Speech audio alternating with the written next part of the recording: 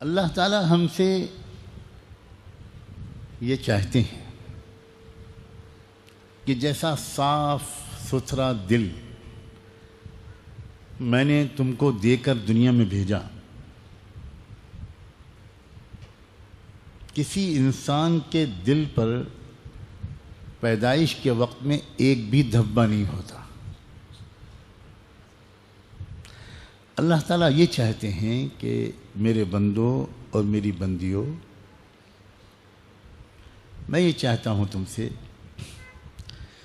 کہ یہ دل نام کا جو نازک حسین آبگینہ میں نے تم کو دیا ہے، اس کو داغ دھبوں سے بچا کر ویسا ہی صاف ستھرا میرے پاس لے کر آ جانا جیسا صاف ستھرا دے کر میں نے تم کو دنیا میں بھیجا ہے، پھر میں تم کو انعام دوں گا۔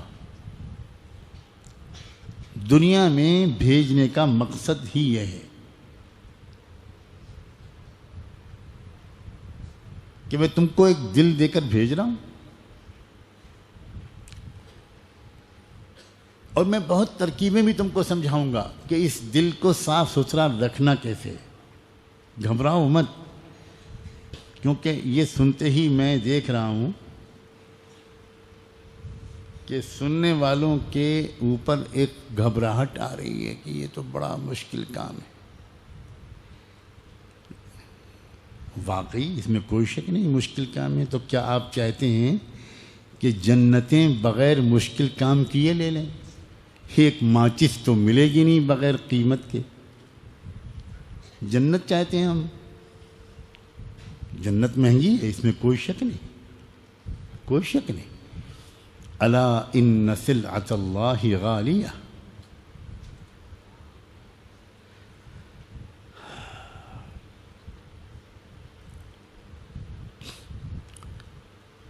انسان جب اپنی عقل سے سوچتا ہے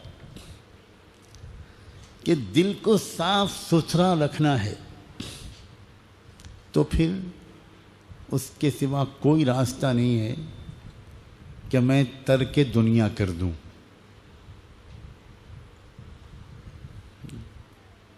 نہ گھر، نہ بیوی، نہ بچے، نہ کاروبار، نہ الجھن، نہ کچھ، کہیں دور پہاڑوں میں جا کر بس جاؤں، چاہے پتے چبانے پڑے، چاہے بھوکا رہنا پڑے، ننگا رہنا پڑے، اس کے بغیر میں اپنے دل کو دھبوں سے بچا نہیں پاؤں۔ جب عام انسان اپنی عام عقل سے اپنے دل کو ہر داغ دھبے سے بچا کر زندگی گزارنے کا کوئی طریقہ سوچتا ہے، تو اس کی سمجھ میں سنیاس اور رہبانیت کے سوا کوئی راستہ نہیں آتا۔ یہ تو دنیا میں لوگ سنیاس لیتے ہیں مختلف قوموں میں، یہ کوئی برے مقصد سے نہیں لیتے، ان کے اندر ایک بہت اچھا جذبہ جاگتا ہے، اور وہ یہ کہ میں اپنی روح کو، اپنی آتما کو شدھ رکھوں، اپنے دل کو بالکل پاک صاف رکھوں، اور یہ ہو ہی نہیں سکتا اس کے بغیر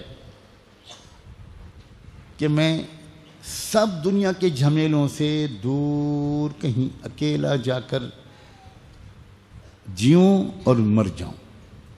یہی ایک راستہ ہے، اسی کو عربی میں رہبانیت کہتے ہیں، اور اسی کو ہمارے ملک کی زبان میں سنیاس کہتے ہیں۔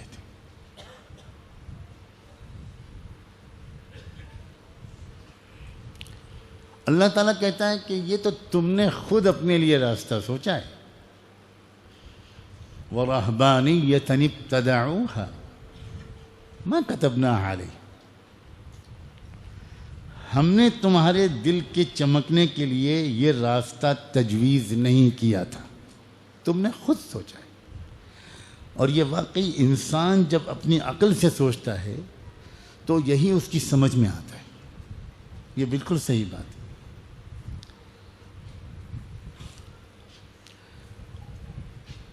اب دوسری طرف، ایک طرف تو اللہ تعالی ہم سے یہ مطالبہ کرتا ہے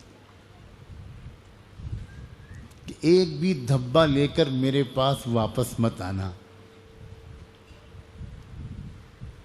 اور جب انسان اس کے جواب میں اللہ سے یہ کہتا ہے کہ اگر یہ بات ہے کہ بے داغ دل لے کر آپ کے پاس واپس آنا ہے، تو پھر آپ مجھے اجازت دیجئے یہ گھر بار، کاروبار، بیوی بچوں، رشتہ داروں، خاندان، محلہ، پڑوس، ان جھمیلوں کے ساتھ میں اپنے دل کو دھبوں سے نہیں بچا سکتا۔ تو جواب میں اللہ تعالیٰ کی طرف سے پیغام آتا ہے کہ نہیں، خبردار، لا رہبانیت فی الاسلام، اسلام میں ترک دنیا حرام ہے، دنیا کو نہیں چھوڑ سکتے تم۔ کیا دلچسپ تاریخ ہے، بعض صحابہ کرام کے دل میں بھی یہ خیال آیا،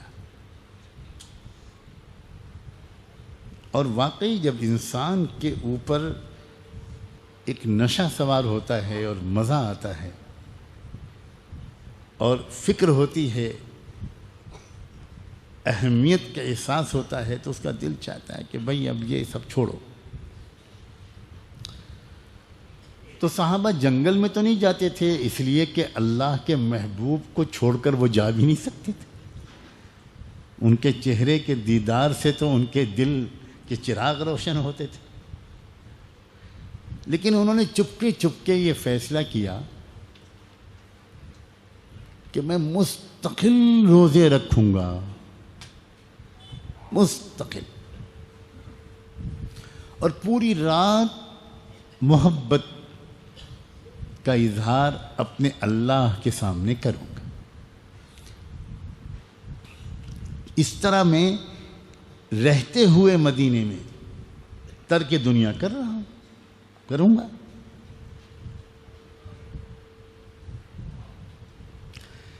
حضور پاک صلی اللہ علیہ وآلہ وسلم تک اس کی خبر پہنچی۔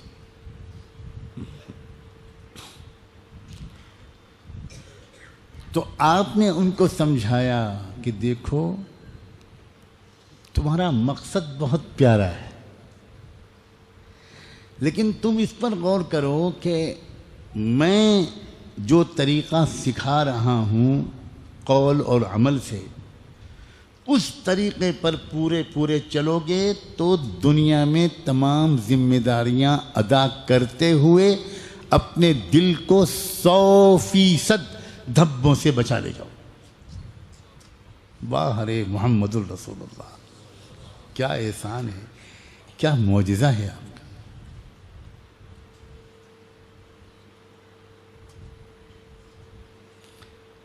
آپ نے ایک مثال دی ایک موقع پر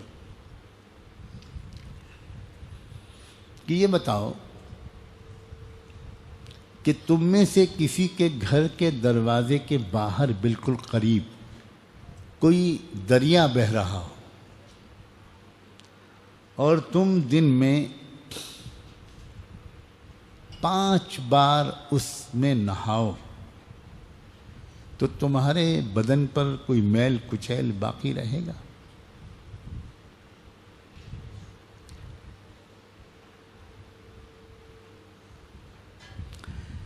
لوگوں نے کہا کہ کیا سوال پیدا ہوتا ہے کہ کوئی میل کچیل، کوئی دھبا بچے اس کے بدن پر؟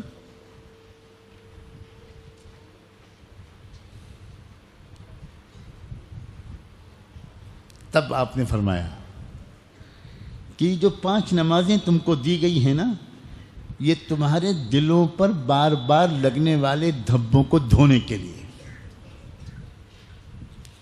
بے شک میں جانتا ہوں کہ تم جب دنیا میں مشغول رہو گے تو کبھی غصہ بھی آئے گا،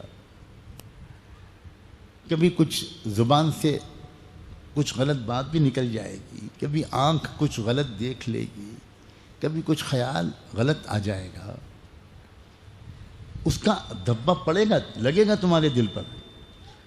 لیکن پھر تم اس کے بعد جو نماز پڑھ لو گے تو ان الحسنات یذہبن السیئات، وہ دھبا تمہارے دل سے دھل جائے گا۔ واہ رسول اللہ صلی اللہ علیہ وسلم۔ ہم بہت بڑا ظلم اپنے اوپر کر رہے ہیں کہ اپنی نماز کو بہتر نہیں بنا رہے، بڑی بھول ہم سے ہو رہی۔ یہ نماز کے باہر کے جو ذکر بتائے جاتے ہیں، چاہے وہ مراقبہ ہو، چاہے وہ تسبیحات ہوں، یہ اصل میں نماز کو بہتر بنانے کے لیے بتائے جاتے۔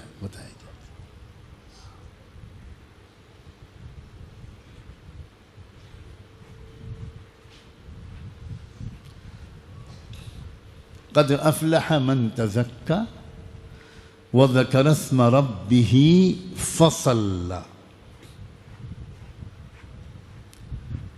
بلا شبہ کامیاب ہو گیا وہ شخص جس کا دل دھبوں سے پاک صاف ہو۔